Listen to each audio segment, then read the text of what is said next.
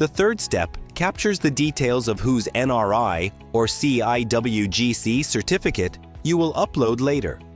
First, select the parent relation father if your father holds the certificate, or mother if your mother does. The details here must match the certificate exactly, or your application may be rejected. Enter the parent's complete full name as printed on the certificate, no initials, no nicknames, no spelling variations. Then enter the parent's active email address, mobile number with the correct country code, and permanent residential address abroad. If the parent's address is the same as your student address, tick the same as student address checkbox. If not, enter it manually. You also have the option to add an alternate address if needed.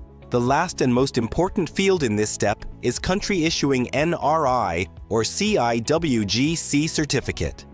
Here you must select the country mentioned on the certificate itself, not your current place of residence. For example, if your NRI certificate was issued by the Indian Embassy in Dubai, select Dubai.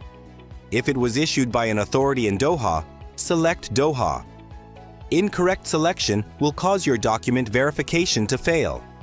Click Save, and your profile completeness will rise to 60%.